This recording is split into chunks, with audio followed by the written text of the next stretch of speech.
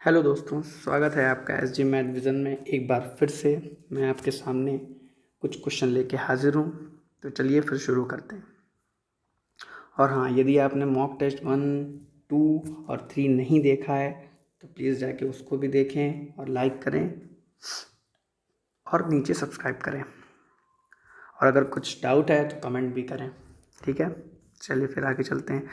और आज का, जैसा कि आपको मालूम है कि मॉक टेस्ट 1, 2, 3 हो चुके हैं और ये है मॉक टेस्ट नंबर 4।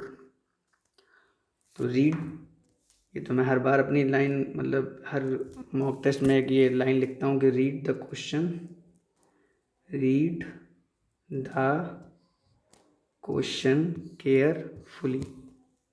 मतलब यदि आपको क्वेश्चन नहीं बन पा रहा है एक बार, तो उसको कृपया करके, ये नहीं कि उसमें अपने जो लगाया उसी को चेक करें, एक बार क्वेश्चन ज़रूर पढ़ें एक बार। हो सकता है क्वेश्चन पढ़ने में जल्दबाजी में गलती हो जाती है, तो इस वजह से गलत हो जाता है क्वेश्चन। तो एक बार में ही, मतलब एकदम ध्यान से पढ़ें जिससे कि एक बार में क्वेश्चन लग जाए और कम से कम समय खर्च हो इसमें। तो चलिए फिर आगे बढ़ते हैं इससे। ये मैं आपको हर मॉक टेस्ट में याद दिलाता रहूँगा कि क्वेश्चन को बहुत ही कायदे से पढ़ना है, जिससे कि मेन एग्जाम में जब आप बैठें तो आपको ये बात ध्यान रहे कि रीड द क्वेश्चन केयरफुली। तो एक बार फिर से कुछ अपकमिंग एग्ज़ाम के बारे में बता देता हूँ जिनमें मेरे ये क्वेश्चन आपको बहुत हेल्प करेंगे। NTPC CBT 2, RRB group D, SSC GD जो कि अपकमिंग है, SSC MTS कब डेट आ जाए इन सबकी कोई भरोसा नहीं है। RRB JEE, SSC CSL तो हो भी चुका है। और उसके बाद मोस्ट फेवरेट आप लोगों का सबका यूपी लेखपाल।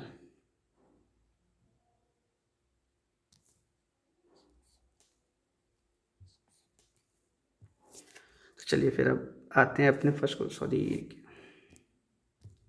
चलिए फिर आते हैं अपने फर्स्ट क्वेश्चन पर। चलिए शुरू करते हैं फिर।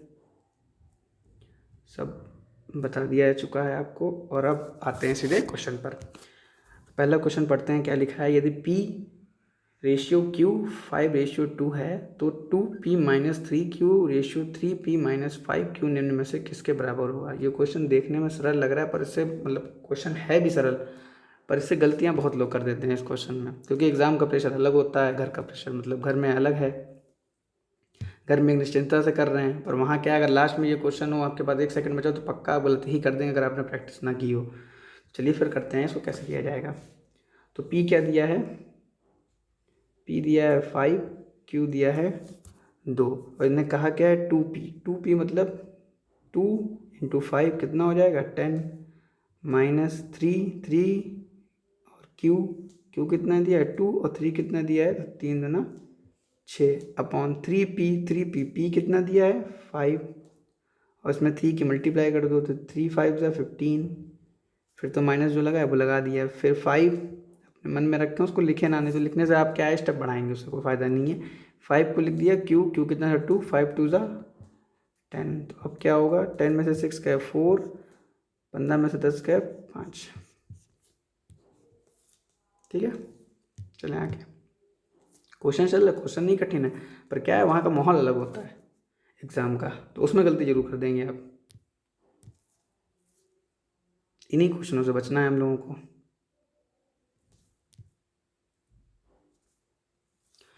अच्छा, दूसरा क्वेश्चन क्या है। 20% वार्षिक ब्याज की दर से 2 वर्ष का 1200 रुपये की राशि पर चक्रवृद्धि ब्याज कितना होगा जब ब्याज वार्षिक रूप से संयोजित होता है।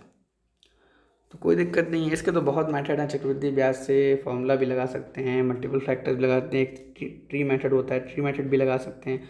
तो हम आपको सिखाते हैं कि मैं किस मेथड से करता हूँ। मैं तो सबसे ज़्यादा मल्टीपल जो मेथड है, मल्टीपल फैक्टर वाला, उससे करता हूँ। ठीक है, और वही मैं आज आपको सिखाऊंगा। तो क्या है, सबसे पहले इसमें क्या करते हैं, जो भी राशि दी हुई है, मतलब मूलधन जो भी दिया हुआ है तो उसको लिख लो।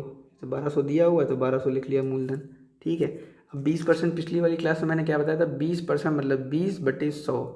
ठीक है, जैसे कि 20% मतलब यही तो होता है 20/100, तो इसको अब सॉल्व करके लिख लो। 20 एकम 20, 20 × 100, इसका क्या मतलब होता है, 1/5 ही तो होता है, 1/5 होता है ना इसका मतलब।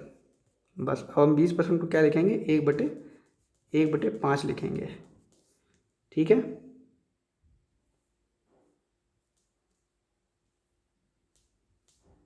एक मिनट।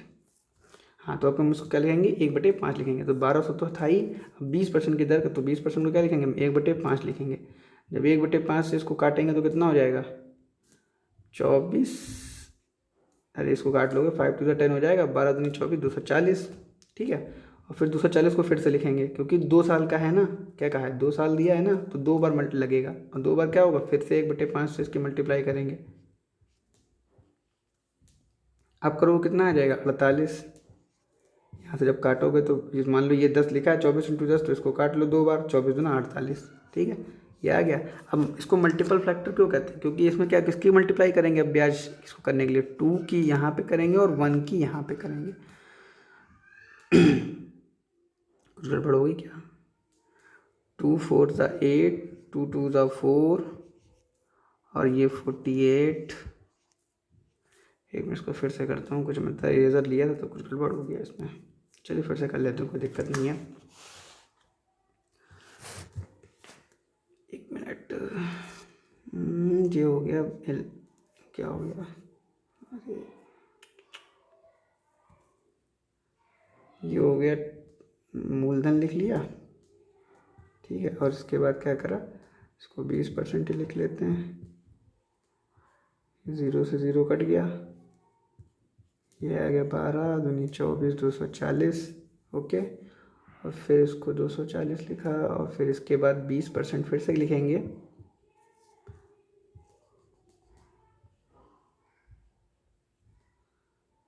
और ये 20 था, 1 0 यहाँ से कट गया, 1 0 यहाँ से कट गया, तो सही तो था, मुझे लगा कुछ गलत हो गया, शायद ऑप्शन गलत है। तो यहाँ पे फिर क्या करेंगे, मल्टीपल फैक्टर 2 से मल्टीप्लाई करेंगे और फिर 1 से मल्टीप्लाई करेंगे। तो 24 दूना 48, तो ये कितना लगेगा, इसको काट दो, 24 दूना 48, 480, और 48 से कम 48, 48 यहाँ पे 8 है, यहाँ पे 4, थोड़ा सा पेन दिक्कत कर रहा है। 4 12, 4 1 5, 528, ये जीरो, ये सब ये ज़ीरो गलत लगे हैं। ये वाला आंसर आपका होगा। ठीक है, 528 ये ब्याज है। और अगर आपसे पूछे मिश्र धन कितना होगा, तो इसी को 528 को 1200 में जोड़ देंगे तो वो आपका मिश्र धन होगा। केवल 1200 मूलधन है, 528 इंटरेस्ट है, और 1200 में अगर 528 को जोड़ देंगे तो वो क्या आ जाएगा, मिश्र धन, जिसको हम किससे दर्शाते हैं, ए से। ठीक है, चलिए फिर चलते हैं नेक्स्ट क्वेश्चन पर। Next question, question number 3।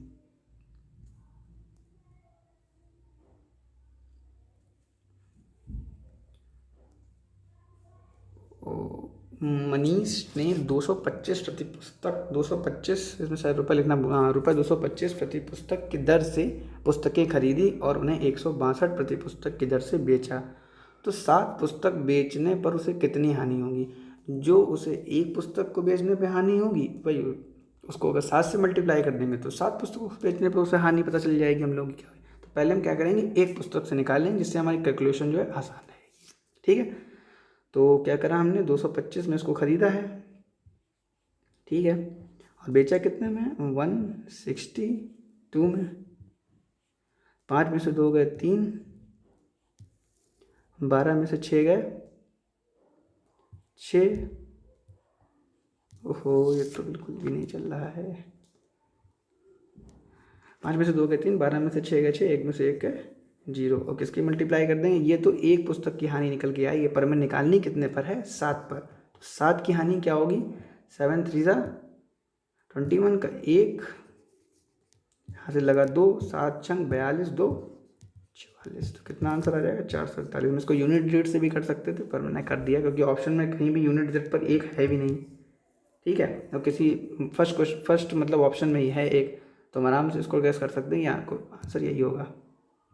ये हमेशा ध्यान रखना कि अगर 7 की पूछे या 8 की पूछे तो ये हम आखिरी में 8 की मल्टीप्लाई कर, अगर आपने ऐसा करा कि 7 की पहले 2 to 5 में मल्टीप्लाई कर ली, फिर 7 की उससे कर ली, फिर माइनस किया, तो बहुत लंबा हो जाएगा। तो पहले कैलकुलेशन कर लें, फिर 7 से पहले 1 का निकाल लें, फिर 7 का निकल जाएगा, है ना। चलिए चलते हैं नेक्स्ट क्वेश्चन पर।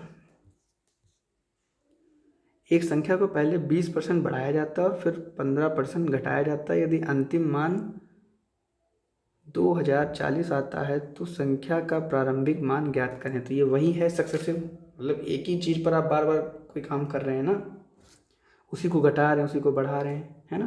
तो 20% मतलब अभी बताया था, 20 एकम 20, 20 ऊपर लिखेंगे, 100 नीचे लिखेंगे, 20 एकम 20, 20 पंचे 100, 5 एक ऊपर है 5 नीचे, 1/5। तो मतलब क्या है, 20% बढ़ाया गया, 20% को बढ़ाया गया। एक मिनट,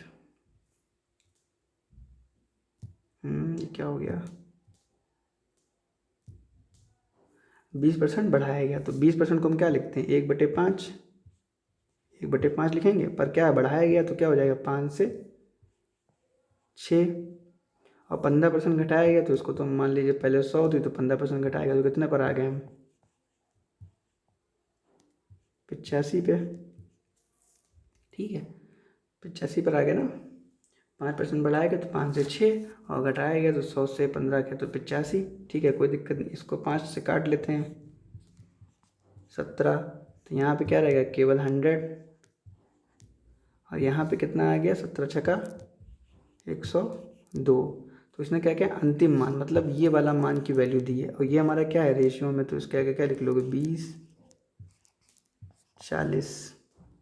ये साफ साफ पता चल रहा है कितनी बार जाएगा, 20 बार जाएगा ये 20 बार।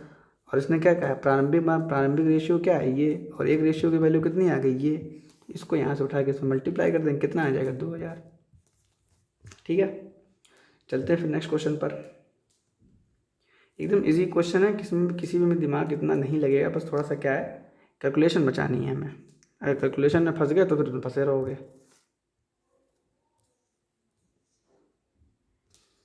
ये देखो, ये बढ़िया क्वेश्चन है, प्रीवियस ईयर क्वेश्चन है। पाइप ए 6 घंटे में एक टैंक को भर सकता है, पाइप बी इसी टैंक को 8 घंटे में भर सकता है, पाइप ए, पाइप बी और सी एक साथ मिलकर इसी टैंक को 12 घंटे में भर सकते हैं। तो पाइप सी के लिए निम्नलिखित में से कौन सा कथन सही है। ये पूछ रहा है कि पाइप सी क्या करेगा, 4 घंटे 40 मिनट में भरेगा, या 4 घंटे 48 मिनट में भर सकता है, या फिर 4 घंटे 48 मिनट में खाली करेगा, 4 घंटे 40 मिनट में खाली कर देगा। तो हमें ये बताना है कि वो क्या करेगा। तो सबसे पहले हमें निकालना पड़ेगा कि सी कर क्या रहा है ना, खाली कर रहा है या भर रहा है, तभी तुम बता सकते हो, क्योंकि उसमें भरा और खाली दोनों दिया है। तो ये थोड़ा सा देखना पड़ेगा हमको। तो ए क्या करता है 6 घंटे में, ए कितने में करता है, ए करता है 6 घंटे में भर सकता है। और पाइप बी कितने में भर सकता है, पाइप बी से भर सकता है 8 घंटे में। और तीनों मिलके, ए बी और सी, ये तीनों मिलके कितने में करेंगे, 12 घंटे में। तो इनका हम एलसीएम ले लेंगे, कितना, 24, 6 चौक 24, 8 तियाँ 24, 12 दूनी 24। ए कितना है, ए कितना है 4, बी कितना है 3, और यहाँ पे तो आ रहा है 2, और जबकि यही मिल के ही केवल 4 3 7 हो गए। तो मतलब सी क्या कर रहा है, खाली कर रहा है। कितने में खाली करे कि 2 आ जाएगा, मतलब यहाँ पे कितना होना चाहिए, 9 होना चाहिए, वो भी माइनस का। माइनस का तो होगा भाई, ये प्लस का 7 है और ये 9 है, और यहाँ पे 2 आ रहा है, तो हम क्या करेंगे, इसे माइनस ही तो करेंगे। 4 3 7, 9, 9 में से 7 गए 2, तो आ जाएगा। मतलब इसकी एफिशिएंसी क्या है, माइनस की 2 है ना। उसने क्या कहा है, इसी टैंक को 12 घंटे में। तो पाइप सी निम्नलिखित में से क्या कथन सही है। क्या सही है भाई, 4 3 7 प्लस का 2 आ रहा है, तो मतलब ये, sorry sorry sorry sorry sorry, एक मिनट, थोड़ी सी गलती हो गई।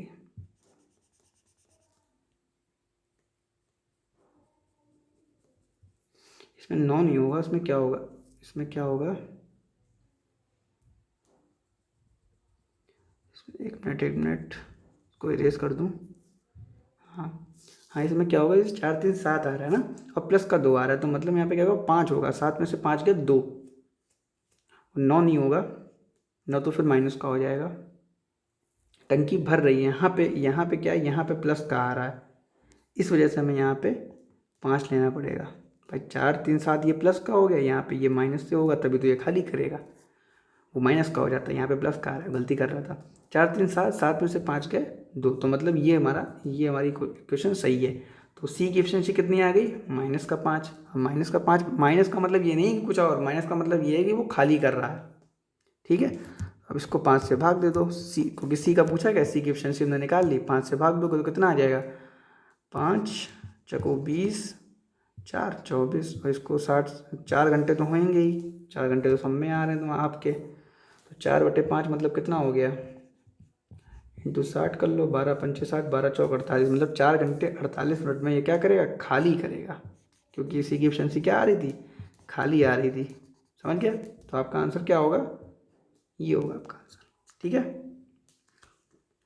चलिए आगे चलते हैं, थोड़ी सी इसमें जगह कम थी, इस वजह से थोड़ी दिक्कत हुई। तो आपके सामने है छठा क्वेश्चन, जल्दी से इसको आगे बढ़ाएंगे। 320 रुपये में एक वस्तु को बेचने से एक आदमी को 20% की हानि होती है और 20% का लाभ कमाने के लिए इस वस्तु का विक्रय मूल्य क्या होना चाहिए। तो कोई दिक्कत नहीं, वही जो फॉर्मूला बताया था, SP = CP × 100 प्लस प्रॉफिट हो तो प्लस, लॉस हो तो माइनस अपॉन 100, यही करना है। इसने क्या किया, 320 रुपये में एक वस्तु को बेचने पर, जो भी हुआ बेचना, बेचना मतलब सेलिंग प्राइस, तो 320 हमको दिया है सेलिंग प्राइस, CP हम निकाल लेंगे। हुआ क्या है, इनको लॉस, मतलब 100 में से अगर हम यहाँ पे 20 रखेंगे लॉस में तो कितना बचेगा, 80, 100 में से 20 गए 80, और नीचे तो 100 रहता ही है, 0 से 0 काट लिया, 8 चौक 32, 1 0 ये इधर आ जाएगा, तो ये हो गया 400। फिर इसने क्या कहा है, 420% का लाभ कमाने के लिए वस्तु को विक्रय मूल्य क्या होना चाहिए। तो क्या है, अब हमको SP निकालना है, फॉर्मूला वही रख दो, 400 निकाल लिया, 100 में 20 जोड़ें कितना हो जाएगा, 120/100, तो वो चल ही रहा था। सब कुछ इसी फॉर्मूले पे हो रहा है, ध्यान रखें, कुछ भी अपने पास से नहीं है। ये 0 से ये 0 कट गया, और 12 चौक 48, मतलब 480। डन, 2 और फॉर्मूला लगा तब आंसर आया। चलिए फिर आगे चलते हैं। पवन और सुनील की मासिक आय 4:3 है, ये क्वेश्चन खूब आते हैं।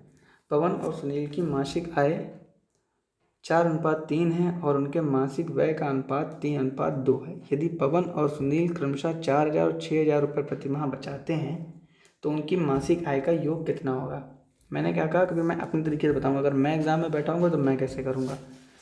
मैं वो उन ट्रिक में नहीं जाता हूँ कि इधर उधर लड़ाई करवा के जो भी मतलब काम बन रहे हैं आजकल, वो हो जाएगा। अक्सर आप एक बार कर लोगे दूसरी बार भूल जाओगे। सबसे बढ़िया अपना एक्स, हमें तो मैक्स ही सही लगता है क्योंकि उसमें हमारा बचपन से एक्स मानते आ रहे हो, जल्दी भी कर लेंगे उसको। तो हमने क्या मान लिया, 4x, तो पेन, इसको मान लिया 4x, इसको मान लिया 3x, ठीक है। और इसका मासिक वह है 3 पर, ये तो हमारी आय का हो गया, ये मतलब आय हो गई हमारी, ठीक है। अब आय में से अगर हम 4,000, ये 4 लिखा है, मैं बोल भी रहा हूँ इसलिए अगर पेन नहीं कहीं पे चल रहा है, और अगर इसमें से 6,000 माइनस कर देंगे, 6,000 माइनस कर देंगे तो ये क्या हो जाएगा भाई, आय में से अगर हमने बचत अपनी, अगर आय में से अपनी बचत जो है घटा देंगे तो वो क्या आ जाएगा, फिर व्यय तो आ जाएगा। और ये रेशियो व्यय का दिया है 3:2, ठीक है। ये रेशियो हमारा दिया ही है, इसमें आपको बिल्कुल कुछ करने की जरूरत ही नहीं है। 3/2 हो गया। अब इसकी क्रॉस मल्टीप्लाई कर दो, सीधी बात, 2 चक्कू 8, 8x माइनस 2 चक्कू 8,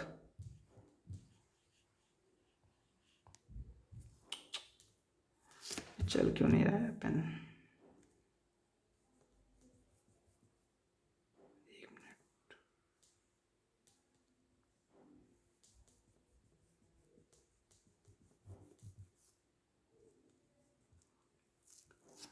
2 चक्कू क्या कहाँ पे थे, इसको मल्टीप्लाई करना है बस,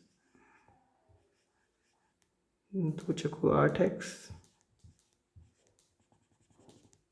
और ये भी 2 चक्कू 8 हो जाएगा, 8,000 हो जाएगा। कुछ पेन दिक्कत कर रहा है, इसको कैसे, 1 मिनट, हाँ 2 चक्कू 8 हो गया, 2 चक्कू ये भी 8 हो जाएगा। इसके 8000 को मान लेते हैं के, ठीक है, और उसके बाद मल्टीप्लाई कर लीजिए, उसके 3 3 9, 9x और 9x के बाद 3 छक 18, 18 के मान लेते हैं 1000 को, ठीक है। तो ये 8x था हमारा, ये 8x था, 8x इधर जाएगा तो कितना बचेगा, केवल x, और ये 18 इधर आएगा तो ये प्लस का होगा, 18 में से 8 गए तो ये बचेगा केवल 1000, ठीक है। कितना बचेगा 18, ये 1 0 और लग जाएगा, 18 में से 8 गया 10 और केक वाला 3 जो चल रहा था वो ये, तो x बराबर कितना आ गया 10,000। फिर ने क्या पूछा है, तो उनकी मासिक आय का योग कितना होगा, तो मासिक आय का योग कितना होगा, इनका मासिक आय पवन की 4 थी, सुनील की 3 थी, तो योग रेशियो कितना हो गया 7, और एक रेशियो बराबर 10,000 है, तो इसी एक रेशियो में 7 के मल्टीप्लाई कर दीजिए, कितना आ जाएगा 70,000। डन, चले आगे। थोड़ा सा पेन दिक्कत कर रहा था, इसको मैं अगली बार सही कर दूंगा। चलिए आगे चलते हैं, 1 मिनट, हाँ चलते हैं आगे। 8वां क्वेश्चन पे, यदि दो घनों का आयतन 64:125 है के अनुपात में है तो उनके कुल पृष्ठीय क्षेत्रफलों का अनुपात क्या होगा। तो उसमें कोई दिक्कत नहीं है, वैसे अगर ऑप्शन तो ये मैंने बनाया तो इस वजह से शायद ना फंसे आपको। अगर वैसे क्या होता है कि जैसे आयतन दिया है तो आयतन किस यूनिट में होता है, क्यूब में होता है, क्यूब में होता है, तो ये भी क्यूब में है। देखिए 64:125, 4 64 का कितना हो जाएगा 4, 25 का कितना हो जाएगा 5, तो ये सिंपल रेशियो में आ गया। पर अगर क्षेत्रफल किस रेशियो में होता है, वो स्क्वायर के रेशियो में होता है, तो सीधे रेशियो में देख लीजिए कौन से स्क्वायर में है, तो 64 तो स्क्वायर में है पर 56 के स्क्वायर में है, तो ये नहीं होगा। 2 और 4 ये तो होएगा नहीं क्योंकि 2 नहीं है। 36 और 49 6 का है, 7 का है, 16 4 का है, 5 5 का है, तो उसमें निकालना पड़ेगा, कोई दिक्कत नहीं। 4 और 5 निकाल लिया तो इसी का स्क्वायर कर दो, 4 चक्कू 16, 5 25, ये आ गया आंसर। ये मैं चेक करने का तरीका बताया, सबसे सरल और सबसे सिंपल, ठीक है। चलिए चलते हैं आगे। ये शायद आधों को समझी में ना आया, असल बात इसमें क्या हुआ है, दो घनों का आयतन दिया है, पहले घन का आयतन मान लें ए क्यूब इज इक्वल टू 64, फिर जब क्यूब हटेगा तो इधर क्यूब रूट हो जाएगा, जब क्यूब रूट हो जाएगा तो इसको हटा दो, ये हट गया, क्यूब रूट हो गया, क्यूब रूट हो गया, कितना आ गया 4। ऐसे ही 125 का होगा, 125 का होगा, फिर ये ए डैश मान लो इसको, तो कितना आ जाएगा, ये 5 आ जाएगा, तो आ गया ना 4 और 5। अब क्या पूछा, उनके पृष्ठीय क्षेत्रफल का पूछा है, तो ये क्षेत्रफल हमेशा स्क्वायर में होता है, तो 4 चक्कू 16, 5 25, ठीक है। बाकी घन का कुछ नहीं, इतना ही पर्याप्त है इसके लिए तो, ठीक है। चलिए फिर आगे चलते हैं। इसमें 13 संख्याओं का औसत 42 है, यदि 14वीं संख्या भी शामिल की जाती है, यदि 14वीं संख्या भी शामिल की जाती है तो यह औसत 44 हो जाता है। 14वीं संख्या ज्ञात करें। 13 संख्याओं का औसत है 42, तो इसका कुल मतलब योग कितना हो जाएगा, तो 13 दूनी 26, 13 चकू 52, योग कितना हो जाएगा 6, 2 2 4 और ये हो गया 5, 546। यदि 14वीं संख्या भी शामिल की जाती है तो यह औसत 44 हो जाता है। तो 14वीं संख्या क्या करें, तो कोई दिक्कत नहीं, 14 चौक 56 भाई, 14वीं संख्या जब शामिल की जाती है तो कुल संख्या कितनी हो गई 14, और उनका औसत कितना हो गया 44, तो इसकी मल्टीप्लाई कर लो, 14 चौक 56 और ये 14 चौक 56, 6 6 5 11 और 5 1 6 616, ठीक है। 6 में से 6 गए 0, 11 में से 4 गए 7, भाई बड़े ये बड़ा है तो इस बड़े में से ये घटा दो, कितना आ जाएगा 70 आ जाएगा, तो 14वीं संख्या क्या थी 70 थी, ठीक है। चलिए चलते हैं आगे 10वें क्वेश्चन पे।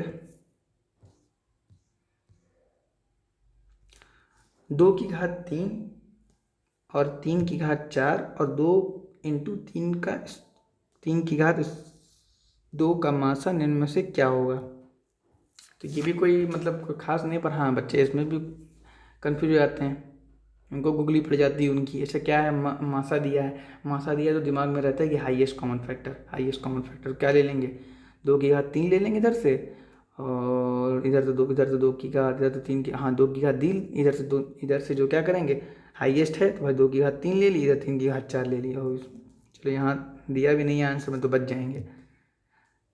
पर इसका क्या है, इसका उल्टा होता है। जो हाई मासा दिया है, मासा का मतलब हर चीज़ में वो दोनों ही, मतलब ये जो दोनों चीज़ें दी हैं इसमें, मान लीजिए ये क्वेश्चन दी हैं, इन इक्वेशनों में वो कॉमन होना चाहिए। कॉमन मतलब इनके अंदर उपस्थित होना चाहिए। तो यहाँ 2 की घात 3 है, यहाँ 2 है, तो मतलब 2 ले लो, क्योंकि 2 इसमें भी उपस्थित है, 2 इसमें भी उपस्थित है, तो 2 ले लिया। फिर देखें 3 की घात स्क्वायर, 3 की घात 4, तो मतलब 3 की घात स्क्वायर दोनों में कॉमन है, तो ये आपका आंसर हो जाएगा। तो ये कहाँ पर दिया है, 2 यहाँ पे, 3 का स्क्वायर, ये दिया आंसर आपका। ठीक है, ये हो जाएगा आंसर। कॉमन देखना होता है, बड़ा और छोटा तो बात की बात है, अगर बड़े में पड़ गए तो फिर आंसर ही निकाल पाएंगे और गलत अलग हो जाएगा हम लोगों का।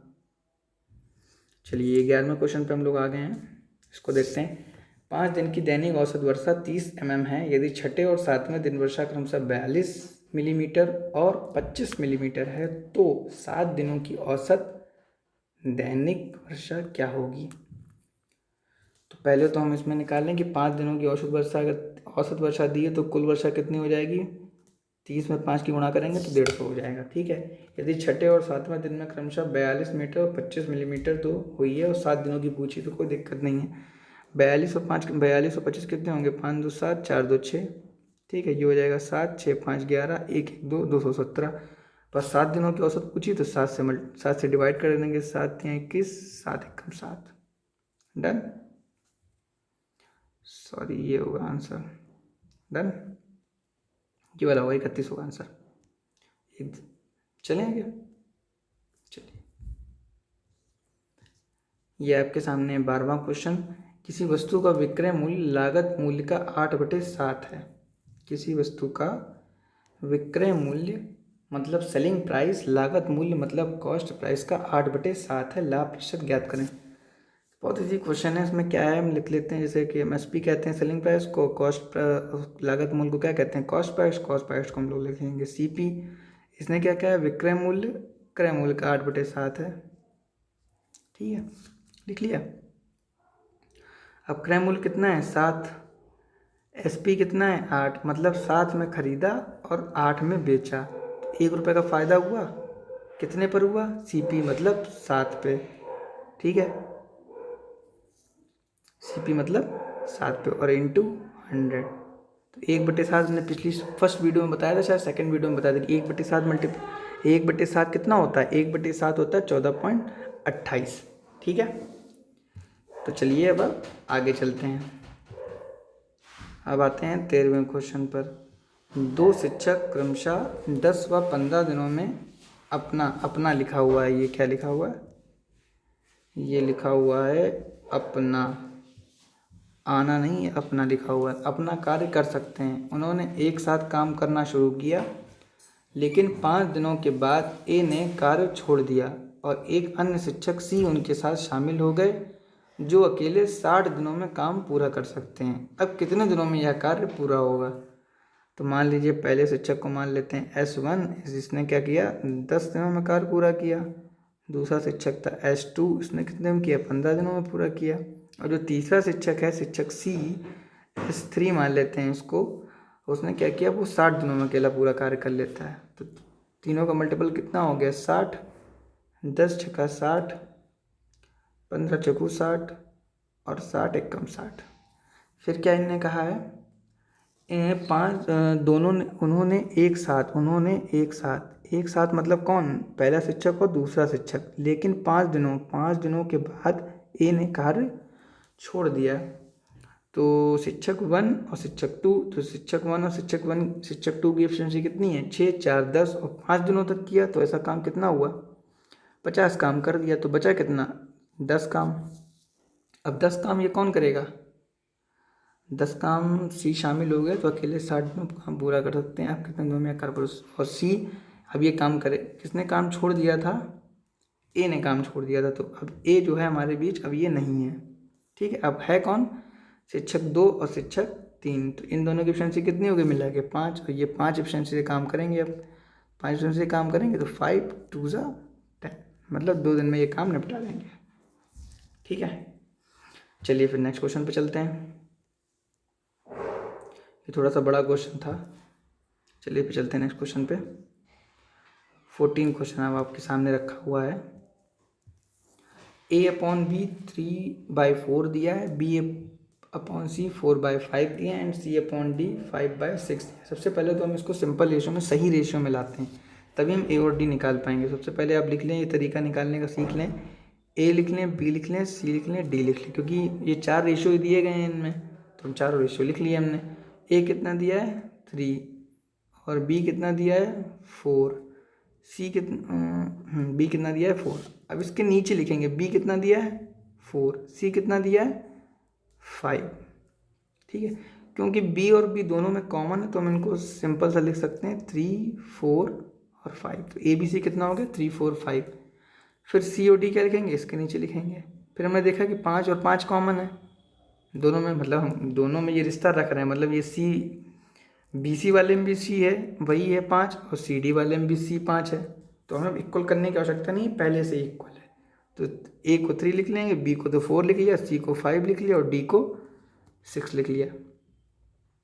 ठीक है, 3, 4, 5, 6 और A/D पूछा है, तो A कितना था 3 और D कितना है 6, 6 तो 3 2 6, मतलब कितना आ गया 1/2, 1/2। तो आंसर में हाँ दिया तो है 0.5 को क्या लिख सकते हो, 0.5 है, 0 हटेगा तो नीचे 1 0 बढ़ेगा, 5 1/2 आ जाएगा। तो मतलब यही आंसर है अपना। देखा, और आंसर सामने दिया और समझ में नहीं आ रहा है, ध्यान से अगर ऑप्शन में नहीं देखे तो फिर ऐसा लगेगा कि क्वेश्चन ही गलत था। तो चलिए फिर आगे बढ़ते हैं 15 क्वेश्चन पर। 1 मिनट। यदि एक वर्ग के विकर्ण की लंबाई 10√2 सेंटीमीटर है तो इस वर्ग का क्षेत्रफल क्या होगा। अब ये लड़का वही कर पाएगा जिसको मालूम हो कि वर्ग का विकर्ण कितना होता है। वर्ग का विकर्ण होता है भुजा, अगर A है तो भुजा √2 होता है उसका विकर्ण। यहाँ पे विकर्ण कितना दिया है 10√2, तो विकर्ण को विकर्ण के बराबर कर देंगे, √2 से √2 कट जाएगा, A बराबर कितना आ जाएगा 10। तो इस वर्ग का क्षेत्रफल क्या होगा। जब भुजा बराबर 10 है तो क्षेत्रफल कितना होता है A² होता है। जब ये A² हो जाएगा तो कितना हो जाएगा, 10 का स्क्वायर करोगे तो कितना आ जाएगा 100 आ जाएगा। ठीक है, ये हो गया आपका आंसर। तो आज का मॉक टेस्ट आपका पूरा हुआ। मिलते हैं मॉक टेस्ट नंबर 4 में, और तब तक के लिए इसकी 1 मिनट, हाँ, तो तब तक के लिए इसको लाइक करें, शेयर करें और डाउट के लिए कमेंट करें। ठीक है, अगर मॉक टेस्ट 1 आपने ना देखा हो, 2 ना देखा हो, 3 ना देखा हो तो उसको देख लीजिए, क्योंकि वो क्वेश्चन प्रीवियस ईयर है जो आपको कहीं ना कहीं मिलेंगे ही उस टाइप के क्वेश्चन। और लाइक सब्सक्राइब तो आपको करना ही है। तो आज के लिए इतना ही रखते हैं। धन्यवाद, थैंक यू।